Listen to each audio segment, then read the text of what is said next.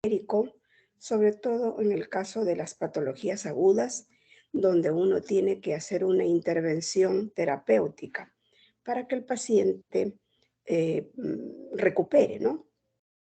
Sobre todo en los casos de carácter agudo. Entonces, realmente vamos a hacer una revisión a 3 niveles del sistema nervioso periférico relacionado a los nervios, del órgano efector, que es el músculo, porque todo nervio va y se inserta en un grupo muscular para darle el movimiento, y de la unión neuromuscular, cuya enfermedad prototipo es la miastenia gravis.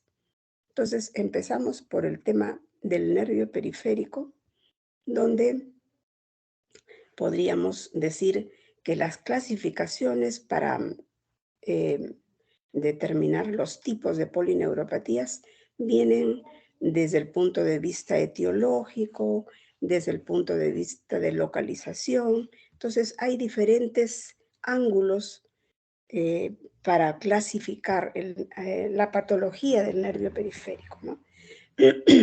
Y como ven en esta diapositiva, el nervio se puede comprometer uno, puede comprometerse dos o puede comprometerse varios nervios periféricos. Puede a veces comprometer raíces y a eso le vamos a llamar la polirradiculopatía. Entonces, para ubicarnos, el sistema nervioso nosotros lo dividimos en central y periférico. Ahora nos vamos a abocar solamente al tema periférico, pero no a los nervios craneales, sino a los nervios raquídeos. Tangencialmente vamos a tomar algo de nervio craneal cuando la patología así lo indica. El nervio raquídeo, entonces, para ubicarnos, tiene dos tipos de neuronas, las neuronas sensitivas y las neuronas motoras. Además de tener la envoltura que es estas vainas de color naranja, que son las vainas de mielina. Entonces, el nervio puede ser atacado en su vaina de mielina y puede ser atacado también en el axón. En el axón discurren las neuronas o las fibras sensitivas y las fibras motoras. Entonces, dicho eso, tenemos que la patología, el síndrome más común que ustedes van a poder ver en su práctica, ya sea estén lejos o cerca de la ciudad, tienen que estar preparados para poder identificar este síndrome y poder por lo menos diagnosticarlo y sugerir un manejo. Entonces, la primera causa de compromiso del nervio periférico, teniendo en cuenta la patogenia autoinmune, es el síndrome del Guillain-Barré. Este síndrome de Guillain-Barré es la causa más frecuente de parálisis flácida aguda y que no tiene un grupo etario predilecto, afecta a todos por igual, desde el niño pequeño hasta el adulto mayor. Y en la mayoría de estos pacientes va a haber el antecedente de una infección previa, que puede ser al tracto digestivo, puede ser al tracto respiratorio, para después de ella instalarse el cuadro neurológico. Y como les decía, la patogenia implicada es autoinmune. Este síndrome de Guillain-Barré tiene manifestaciones clínicas características. ¿Qué lo caracteriza? Una debilidad muscular simétrica. Es una pérdida de fuerza en forma simétrica que va de abajo hacia arriba, de miembros inferiores hacia arriba, que es de carácter agudo, que progresa y que alcanza un pico, una meseta alrededor de la cuarta semana, para luego empezar la recuperación en las semanas siguientes. Es importante recalcar que esta debilidad muscular simétrica tiene que ir acompañada de arreflexia, es decir, buscamos los reflejos osteotendinosos y no los vamos a encontrar. Entonces, debilidad muscular asociada a arreflexia osteotendinosa, y también el otro signo es la hipotonía. Entonces, el paciente también tiene el tono muscular disminuido. Dentro de este síndrome de Guillain-Barré puede asociarse, es frecuente, un cuadro, una disfunción autonómica, es decir, que comienza el paciente a tener alteraciones en la presión arterial, alteraciones en la frecuencia cardíaca. Entonces, Freddy Bailón, por favor. Freddy Bailón. ¿Te conectaste, Freddy? Creo que No no, está, ¿no? doctora. No está. A ver, entonces, Úrsula Vilés.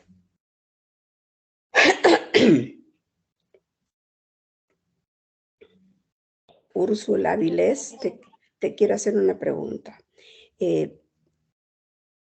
Dentro de la semiología que ustedes han llevado, han estudiado que la persona puede sufrir de déficit motor. La vía piramidal puede estar afectada. Te quiero preguntar, ¿cómo diferencias un compromiso central de un compromiso periférico? El periférico es lo que estamos viendo ahora, ¿no? Que la debilidad tiene que ir acompañada de arreflexia y tiene que ir acompañada de hipotonía, que acompaña al déficit motor de tipo central. También hay debilidad, hay déficit motor, pero ¿qué acompaña? Parestesia, doctora. ¿Perdón? Bueno, presencia parestesias No. o debilidad Y muscular. ya, la debilidad muscular sí, pues, porque es la vía motora la que se afecta. Parestesia, cuando hablamos de parestesia, estamos hablando de sensibilidad. No estamos hablando de la parte motora, sino de la parte sensitiva, que acá por ahora no la estamos viendo. Solo quiero saber si tienen claro cuál es la diferencia entre un déficit motor de carácter central, de localización central, y el periférico. El periférico lo estamos viendo en esta patología. La debilidad tiene que ir acompañada de reflexia, tiene que ir acompañada de hipotonía. En el caso de querer diferenciar una debilidad, un déficit motor de carácter central, ¿qué debe acompañar qué signos y síntomas o síntomas deben acompañar a este déficit motor? Esto tiene que haberlo revisado en semiología. Contralateral. La afectación motora es ¿Perdón? contralateral. Bueno, sí, esa es una de las características. La topografía es diferente. ¿Cómo te llamas? Héctor, Aikachi. Héctor. Perfecto. Está bien lo que tú dices, es contralateral. ¿Y qué signos deben acompañar al déficit motor, Héctor?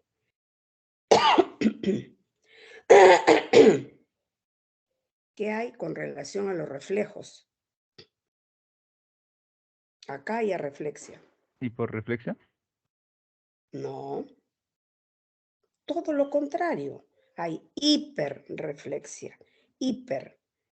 O sea, si ustedes observan un paciente que viene y les dice que ha perdido la fuerza y examinan al paciente y le encuentran reflejos vivos, eso no es periférico por ningún lado, es central. ¿Ok? Y con relación al tono muscular, Héctor, acá hay hipotonía. En el caso del déficit central, ¿qué hay? Rigidez. Hipertonía, rigidez. Eh, hipertonía, aumento del tono muscular. Y hay unos reflejos que se liberan ¿cómo se llaman? Que son reflejos patológicos, que no los tenemos normalmente y que los sacamos con un martillo, con una maderita, o con un lapicero, podemos sacarlo del pie. ¿Cómo llama? Babinski. Babinski, exactamente. Entonces, hay que aquí detenernos un poquito. Déficit motor central va acompañado de hipertonía, arriba, hiperreflexia, arriba, y liberación de esos reflejos. El Babinski y todos los sucedáneos, ¿no? Clonus, Babinski. En cambio, un déficit motor periférico, como es la patología que estamos hablando ahora, la debilidad muscular va a ir acompañada de hipotonía, arreflexia osteotendinosa. Y en este caso de este cuadro, va acompañado de una disfunción autonómica. Para que ahí puedan fijar que existen dos tipos de compromiso motor, el central y el periférico. Ahora nos estamos refiriendo solo al periférico. Les hacía mención para tener un poquito clara el asunto. Entonces, dentro de este síndrome del Guillain-Barré hay variedades, son 4 variedades clínicamente diferenciables, ¿no? Esta primera, que es la más común, esto es lo que de todas maneras ustedes en algún momento podrían ver cuando estén haciendo su internado, cuando estén haciendo su servicio fuera en provincia. Esta variedad, la polirradiculopatía inflamatoria desmielinizante aguda. Esta es la que van a ver de todas maneras en algún momento.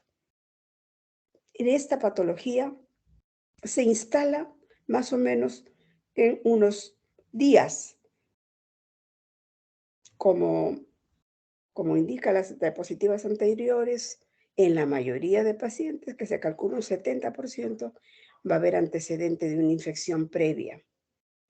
Y el ataque va a la vaina de mielina, a esa envoltura de color naranja.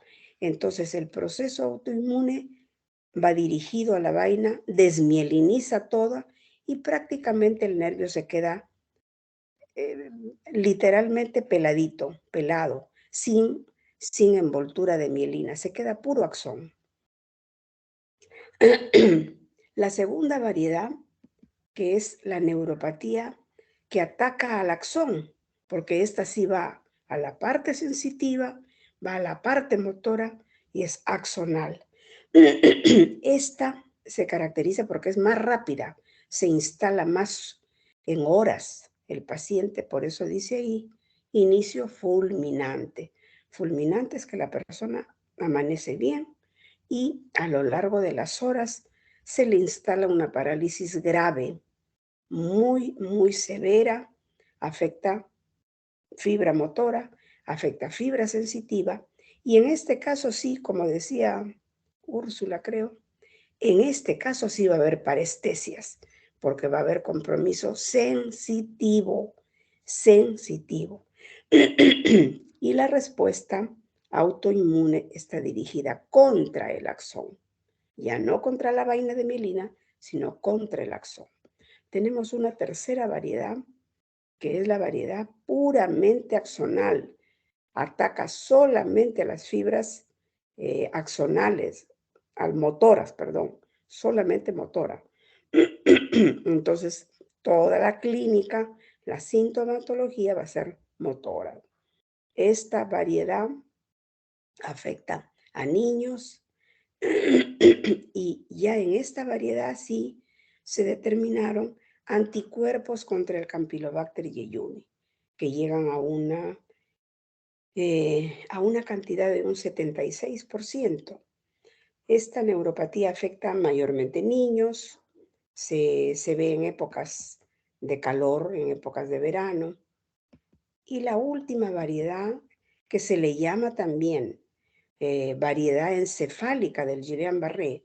¿Por qué variedad encefálica? Porque está cogiendo los nervios craneales oculomotores. Los nervios craneales, si recuerdan, son 12, dentro de los cuales tenemos a los nervios oculomotores que nos dan el movimiento al ojo. Entonces, en este síndrome de Miller-Fisher, el paciente tiene parálisis de los oculomotores y eso significa que el ojo no lo mueve y eso se llama oftalmoplegia. Va a haber la característica arreflexia y va a haber también ataxia. ¿Alguno de ustedes recuerda a qué nos referimos cuando decimos ataxia?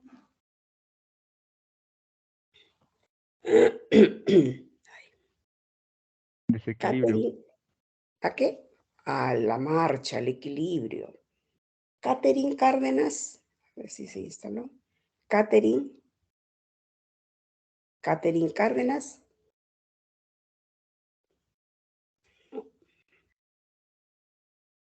Ya.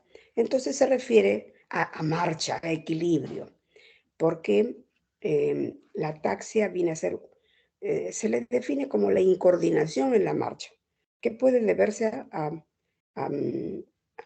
digamos, a la alteración de 3 estructuras del cerebelo.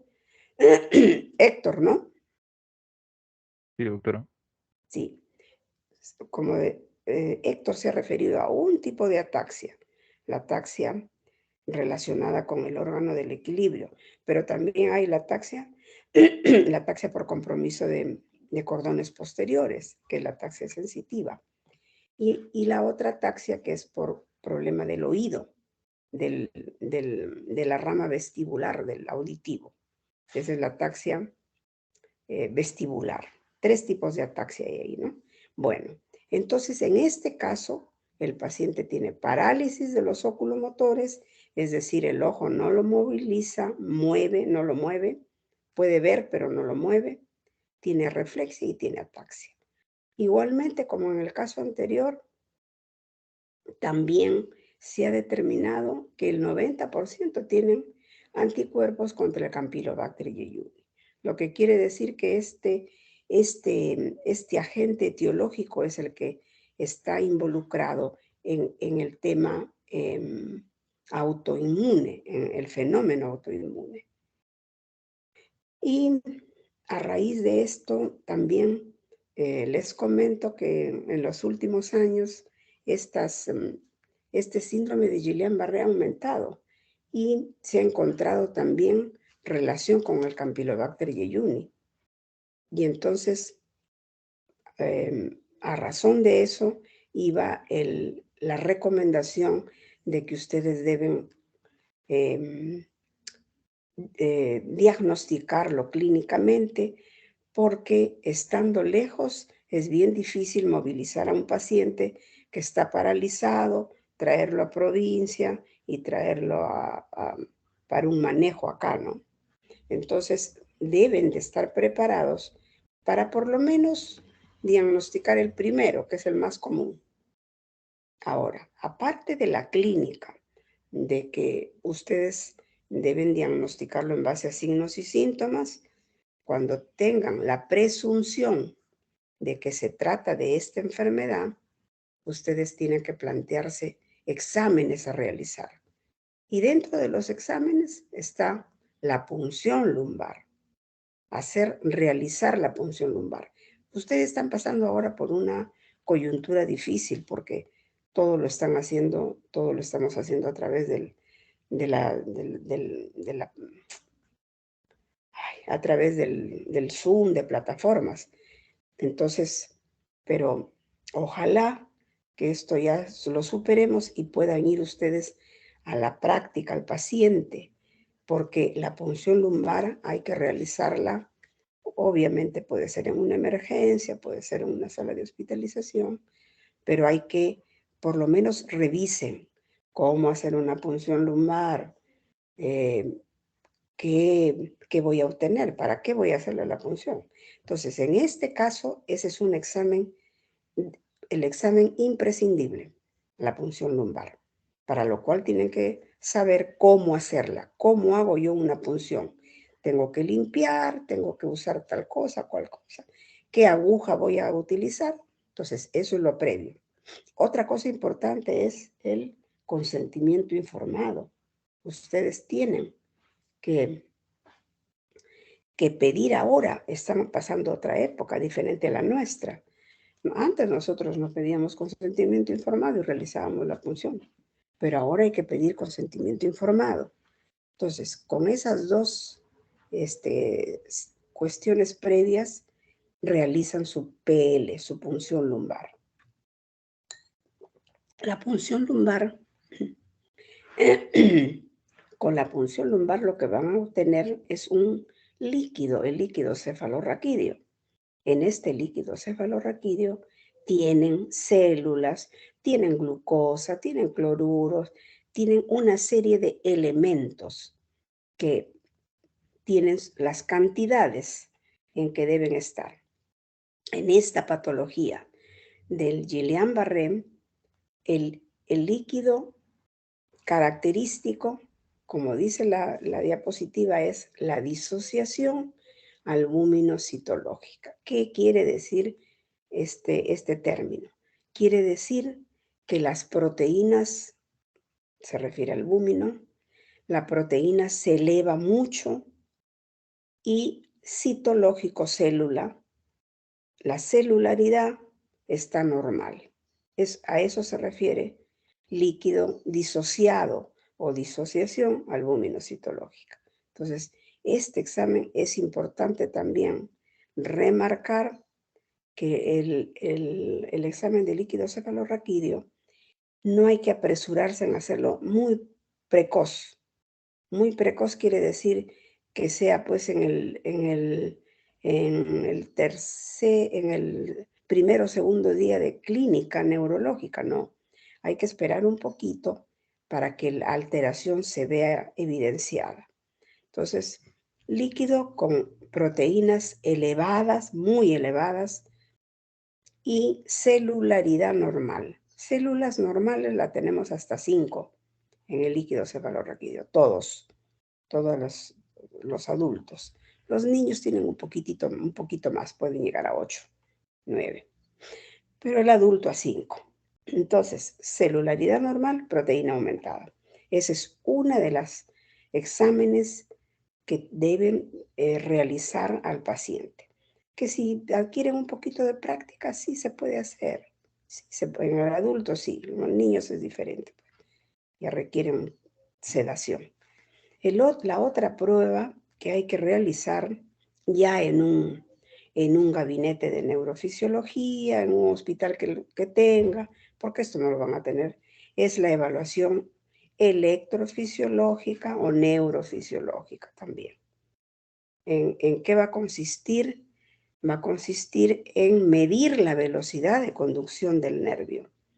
Tenemos que los laboratorios ya tienen establecido velocidades de conducción de los diferentes nervios a evaluar.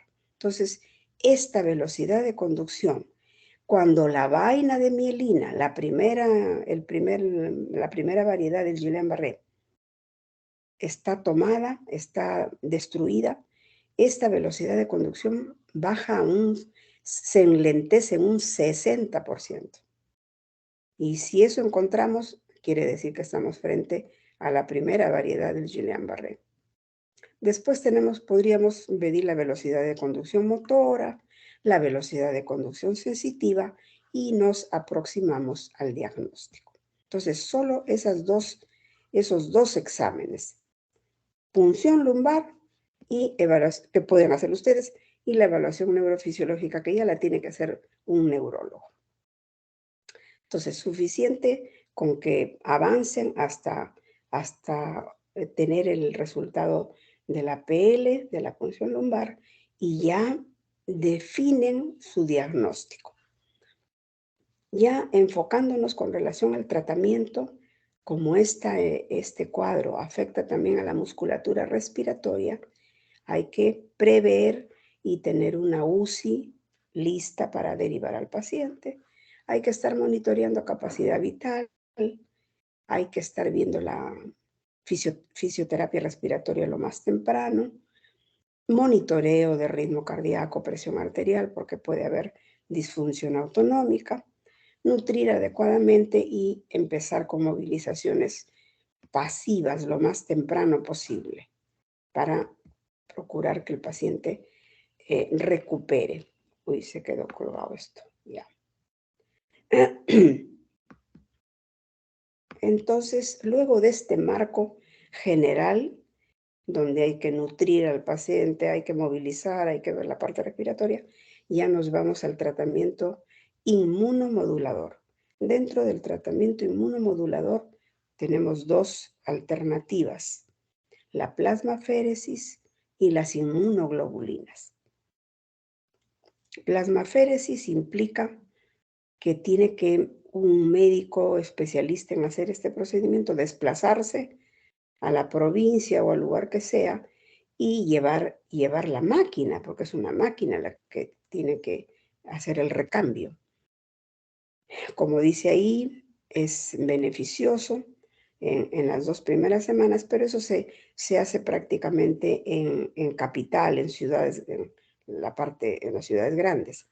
Pero pueden hacer uso de la otra alternativa, de las inmunoglobulinas, que sí pueden ser llevadas a provincia y pueden ser colocadas por la enfermera. Entonces, ustedes tienen las dos posibilidades dependiendo del escenario donde estén. De esta primera recorrido que hemos hecho, que ha sido las patologías, la neuropatía aguda, pero de carácter autoinmune, tenemos esta crónica, también de carácter autoinmune, pero ¿qué la diferencia? La diferencia, el tiempo de enfermedad, porque prácticamente la etiología es autoinmune, la clínica va a ser la misma, debilidad, bajos reflejos, esta ataca la parte sensitiva también, pero la diferencia está en recabar una buena historia clínica y que el paciente nos diga que su cuadro se ha instalado en semanas, meses o incluso años. Entonces, el tiempo de enfermedad va a ser el que nos dirija, digamos.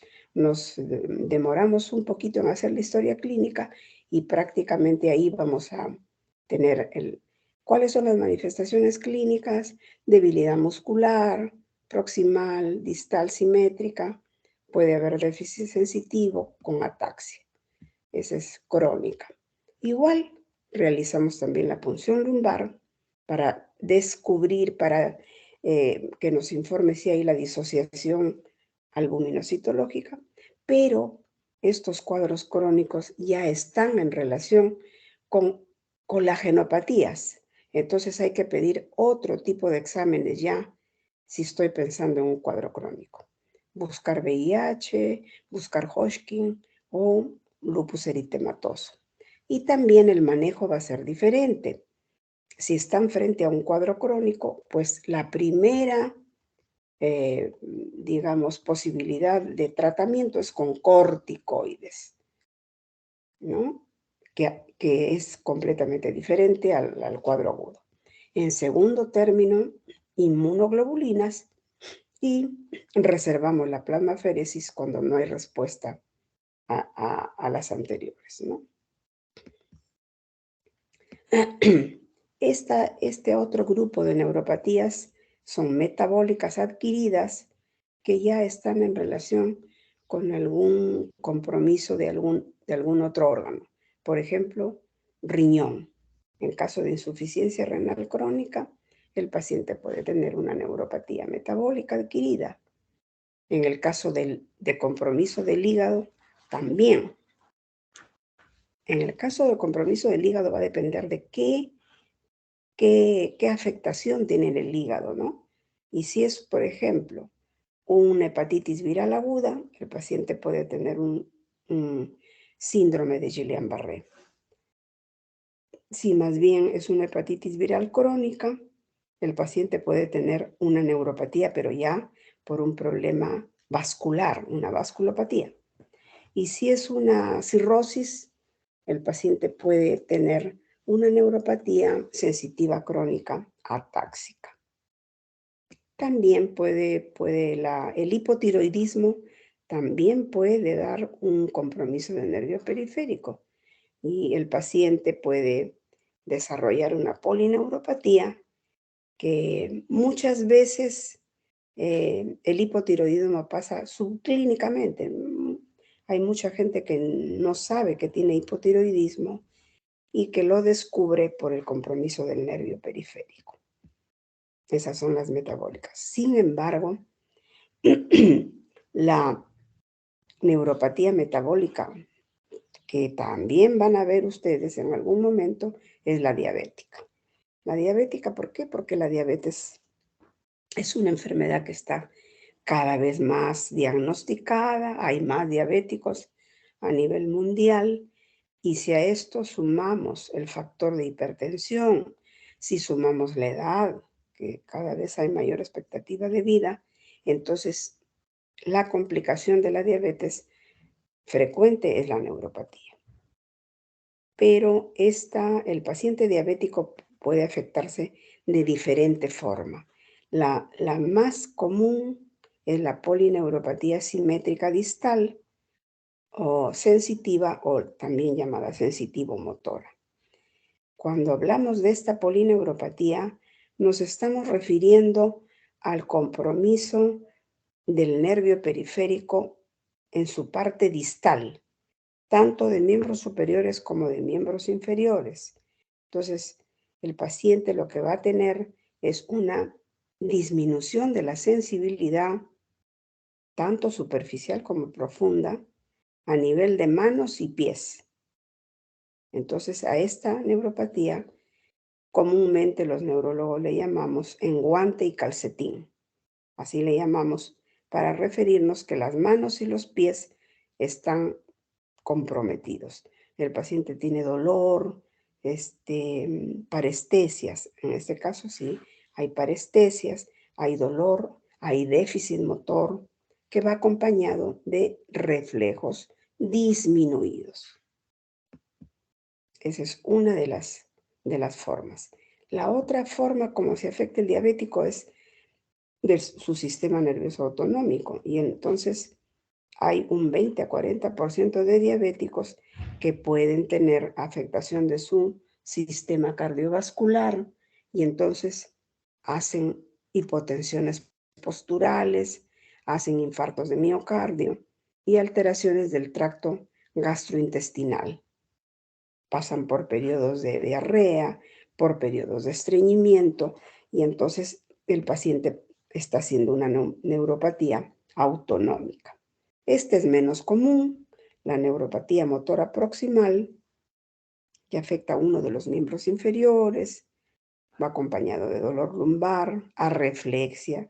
Recuerden siempre, nervio periférico, déficit motor con reflejos bajos o abolidos. Y el último compromiso del diabético es la mononeuropatía focal. El diabético puede ver afectada su nervio mediano, su nervio cubital, por atrapamiento. Se inflama a ese nivel y produce una neuropatía con la clínica que da el compromiso del nervio mediano, del cubital y del peroneo. Y en esta enfermedad de la diabetes, el paciente también puede ver comprometido sus nervios craneales. Y dentro de los craneales, ¿cuál es el que más se compromete? Los oculomotores, ¿no? Entonces, Cristina Baltasar. Cristina. Sí, doctora. Hola, Cristina. Cristina, cuando un paciente tiene compromiso del tercer nervio craneal, ¿cuál es la clínica? ¿Cómo viene el paciente a ti? ¿Cómo descubres que tiene un compromiso del tercero?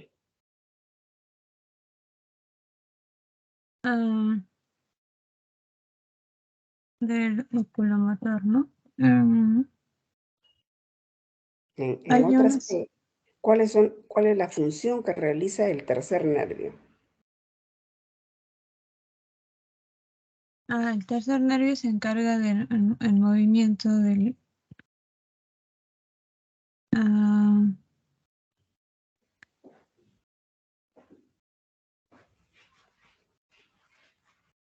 del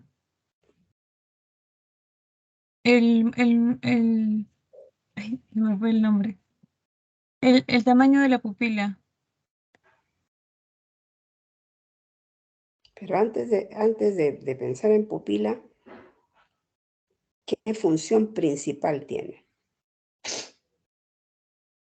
El movimiento ocular. El movimiento de...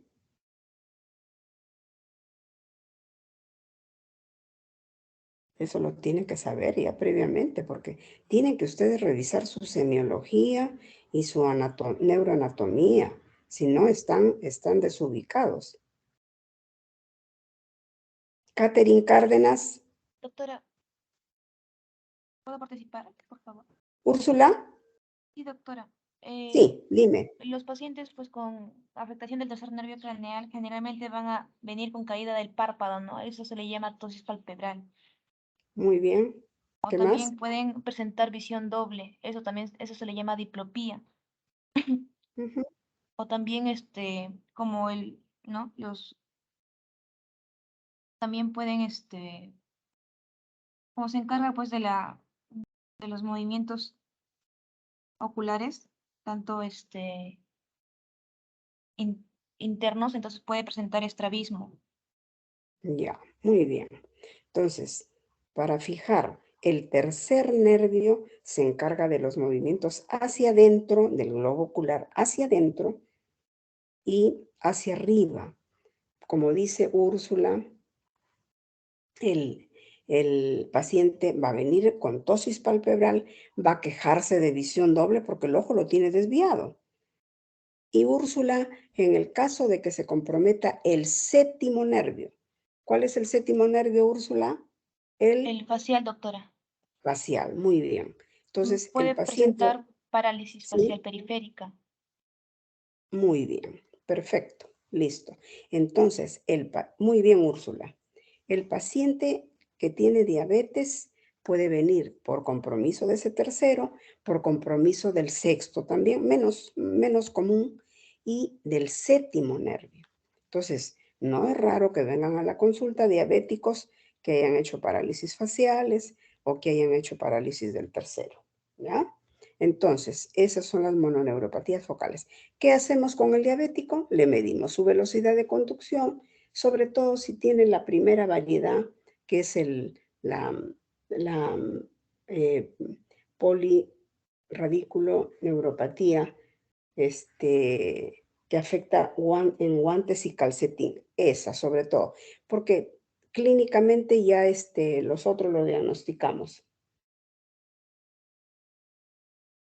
Perdón, un cinquito, ya me distraje. Entonces, ¿qué se mide? Velocidad de conducción. ¿Qué otra cosa tenemos que hacer en el diabético? Medir su glucosa, pues, porque generalmente son pacientes que tienen un control de glicemia que no es el correcto. Y como el primer compromiso de manos y de pies va acompañado de dolor, hay que pensar en un tratamiento analgésico. Y empezamos por analgésicos comunes, como el paracetamol, el ácido acetilsalicílico, y podemos llegar hasta gabapentina, ¿ya? Este otro grupo de neuropatías que están en relación con temas nutricionales, déficit de vitamina B12, por ejemplo, en gente que hace dietas muy estrictas, entonces puede hacer una neuropatía. Cuando se ponen en dietas vegetarianas, cuando está la persona anémica, y lo que hay que hacer es medir el nivel de vitamina. Si uno sospecha, medimos el nivel de vitamina B12 y colocamos en forma inyectable. El ácido fólico también puede ser deficitario cuando uno hace uso de la difenilidantoína. La difenilidantoína es un medicamento para epilépticos que lo usamos bastante y lo usamos por periodos bastante largos. Cuando hay déficit de este ácido fólico, el paciente también puede hacer una neuropatía. Y cuando el paciente tiene un déficit de vitamina B6, que puede ir asociado al uso de la isoniazida. Acuérdense que la isoniazida es un medicamento que lo usamos para el paciente tuberculoso. Y tuberculosis tenemos cantidades. Entonces hay que también estar pensando en que el paciente puede hacer una polineuropatía. En estos dos últimos casos se les da asociada como prevención vitamina B6 como parte de su tratamiento, ¿no? Para prevenir el tema. Estas tóxicas, solamente me voy a referir al plomo, que es una neuropatía que sí la podríamos ver. Hay unas, con el crecimiento de la población, pues las fábricas han quedado dentro de la ciudad y entonces las fábricas emanan estos elementos, como el plomo, por ejemplo. Hay muchas fábricas donde utilizan estos elementos que se salen al ambiente y el paciente puede hacer una neuropatía motora en extremidades superiores, ¿no? Y en los niños puede haber también encefalopatías por toxicidad con el plomo. Tenemos estas por fármacos, solamente la nitrofurantoína, señalar que esta nitrofurantoína se usa hasta ahora y pueden ustedes en algún momento tener algún paciente que haga una polineuropatía por el uso de nitrofurantoína. Las neuropatías infecciosas están en relación a la infección por VIH, que prácticamente ocurren cuando el paciente está bien comprometido, ¿no? En estadio avanzado y pueden tomar diferentes formas. Polineuropatía simétrica a predominio sensitivo, que ocurre en estadio avanzado del paciente, que le da al paciente un dolor en la planta de los pies, que el déficit motor es mínimo, y mayormente, con mucha pena, pues solamente hay que dar un tratamiento sintomático.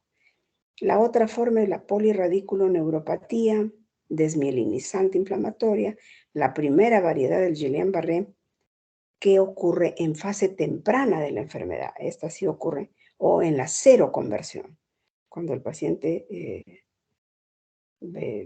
tiene la seroconversión. Y la mononeuritis múltiple, en el cual el paciente va a tener compromiso hoy día de un nervio, de acá a 2, 3 días otro nervio y otro así sucesivamente. A eso se le llama una mononeuritis múltiple, que ocurre en fase también sintomática temprana. Puede deberse al propio VIH o una vasculitis. Es un compromiso multifocal. Y la última infecciosa del paciente con VIH es la polirradiculopatía progresiva, que ocurre cuando ya el paciente, además de tener su VIH, tiene citomegalovirus. Entonces ya el paciente está más comprometido, ¿no? Ocurre en fase avanzada. Lepra no vemos ya. Y tenemos estas neuropatías por atrapamiento, se llama, por un factor mecánico. Es común este síndrome de túnel del carpo, que ocurre mayormente en mujeres, en amas de casa, que está en relación a un fenómeno de compresión o a un fenómeno también isquémico del nervio mediano, y la mujer, generalmente afecta al sexo femenino, tiene parestesias a predominio nocturno o en la madrugada, sensación de que está entumecido, los miembros superiores están como hinchados, ¿no? Se mide la velocidad de conducción y se ve que está enlentecido, y lo que tenemos que hacer es que la mujer haga reposo de esa articulación o lo inmovilice con unas férulas y puede mejorar tranquilamente. Si es que esto no ocurre, hay que infiltrar con corticoides y si eso no mejora, hay que ir a un tratamiento quirúrgico. Se libera el túnel del carpo para que el nervio pueda funcionar. El otro nervio que se atrapa también es el cubital. El cubital se atrapa a nivel del codo. Hay personas que sufren de procesos degenerativos, artrosis. Entonces, crece la apófisis y tapa al cubital. Y da la clínica del parestesias en cuarto y quinto nervio. Igual se puede corregir, si es que es una cosa transitoria, se corrige con hábitos y si no, obviamente tenemos que ir a la parte quirúrgica. Entonces, este primer recorrido ha sido un recorrido del nervio periférico para fijar debilidad con hiporreflexia, con hipotonía. Eso es lo que caracteriza al nervio periférico, ya sea que sea afectado por un fenómeno autoinmune, por un fenómeno metabólico, por un fenómeno mecánico, infeccioso, en fin. Ese es todo el nervio periférico. Una vez que el nervio periférico puede estar normal y va y se inserta en el músculo. Las enfermedades del músculo se llaman distrofias musculares. Entonces, una revisión rápida de las distrofias musculares. La distrofia muscular es la enfermedad del músculo. Son de carácter progresivo, tienen un fondo de herencia, también tienen debilidad muscular como el nervio, pero ¿qué lo caracteriza? La disminución del volumen del músculo, amiotrofia. Entonces, eso es una característica. La otra característica es que el reflejo no va a estar alterado. El reflejo osteotendinoso va a estar normal, porque es la masa muscular la que se enferma, la que se compromete. Este grupo de distrofias musculares tienen una clasificación dependiendo de dónde se localice este compromiso del músculo. Pueden afectar la cintura escapular, es decir, acá los miembros superiores, la cintura pélvica, miembro inferior, puede afectar la cara. Entonces hay una clasificación grande. ¿Cuándo se presenta esta distrofia muscular? A cualquier edad. Desde que el niño nace, pasa por la etapa de la infancia y adolescencia y adulto. O sea, puede manifestarse a lo largo de toda la vida. Lo característico es que este compromiso empieza de adentro hacia afuera. Es proximal para luego comprometer la parte distal. Entonces, ¿cuál es la característica clínica? Debilidad muscular también, progresiva, proximal. Viene de adentro y afecta, cuando ya está mucho compromiso, afecta también la parte distal. No va a haber ningún síntoma sensitivo, obvio que no va a haber, porque el nervio no es el que está comprometido, sino la masa muscular. Atrofia muscular, disminución del volumen del músculo, reflejos normales o ligeramente disminuidos, pero el reflejo está presente, y una historia familiar que va a dar lugar al patrón de herencia, ¿no? En el diagnóstico hay que ver cómo se distribuye ese déficit motor, cuándo inició, a qué edad, cómo evoluciona y qué otras cosas están asociadas a ello. ¿Cómo corroboro mi diagnóstico? Ya tengo mi presunción diagnóstica, pero yo tengo que pedir un examen. ¿Qué pido? Dosaje de enzimas musculares.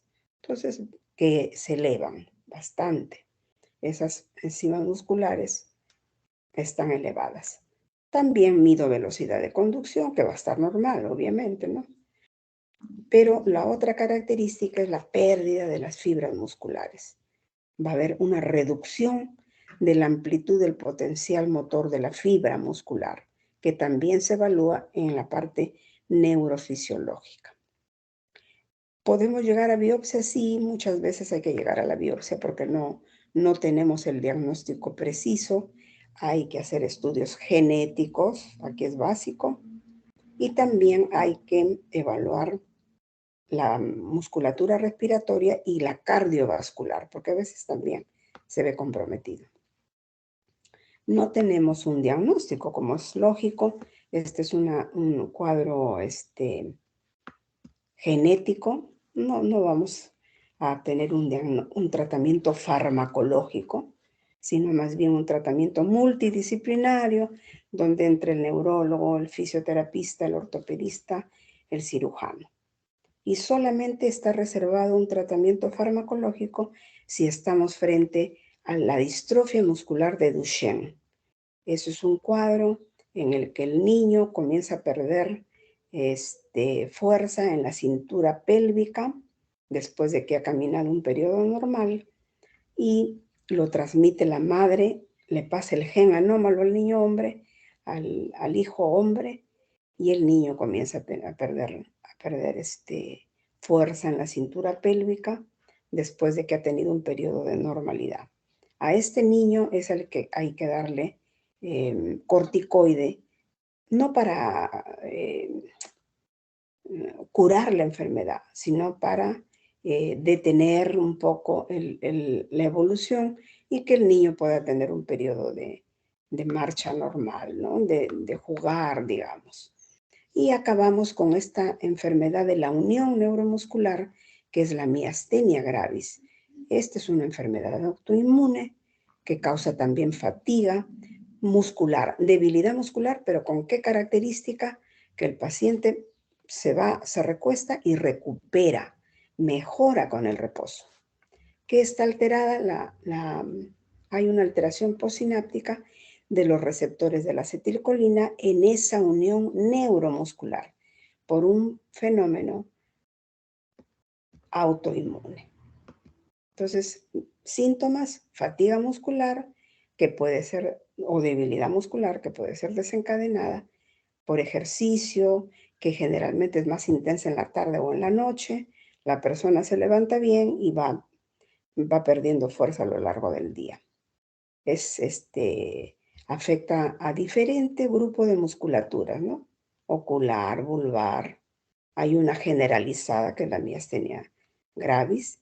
El inicio insidioso o subagudo puede ser precedido por algún factor tipo infeccioso, fiebre, o estar tenso por alguna intervención quirúrgica, o el uso de benzodiazepínicos, el uso de fármacos.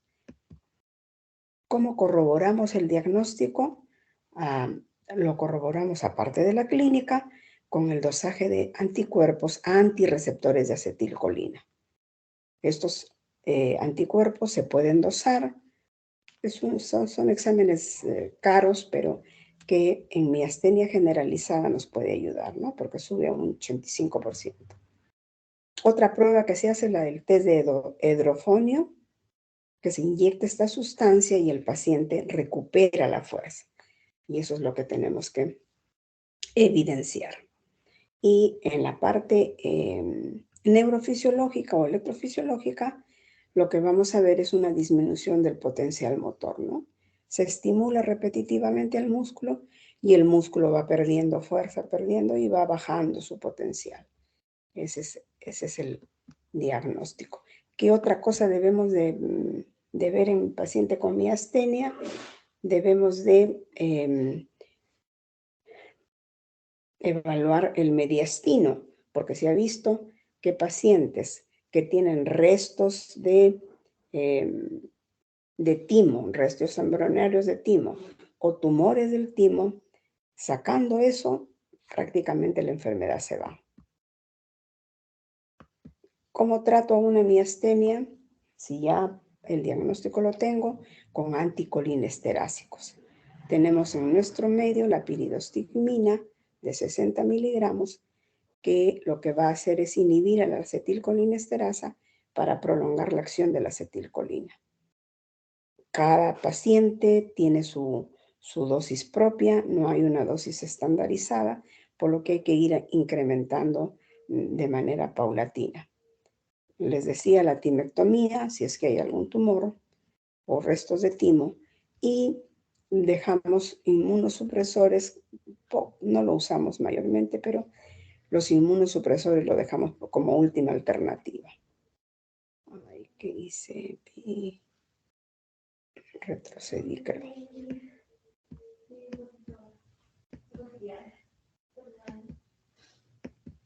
El tratamiento ya con la piridostigmina. Sí, eso sería todo. Voy a pasar lista porque ya están también sobre la hora. Catherine Cárdenas. Ya faltó, ¿no? Lisette Carazas. Presente, doctora. Orestes Campuzano. Presente, doctora. Jorge Cahuina.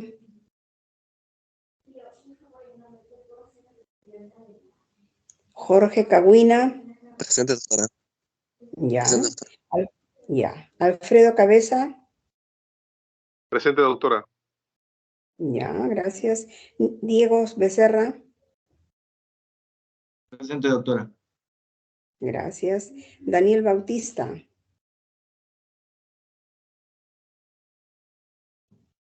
Daniel Bautista.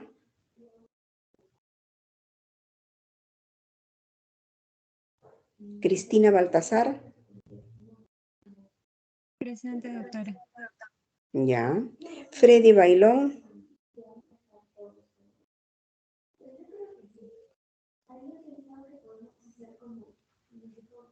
Freddy Bailón.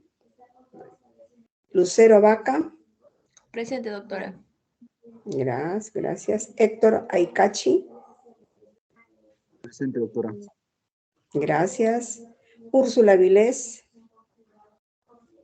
Presente, doctora. Ya. Gracias entonces por su atención. Disculpen que a veces tengo esta tosecita que me ha quedado. Y, Doctora, buenas, disculpe, le hablo a Bautista, sí. tuve problemas para conectar mi audio. Oh, perfecto. Ya te pongo. Ya, Listo. doctora, gracias. No, ¿de qué? Entonces les decía que me disculpen la tos que a veces se me ha quedado un poquito ahí. Y el próximo lunes igual tenemos a la misma hora, nos conectamos para la segunda clase. Muchas gracias. Buenos días a todos.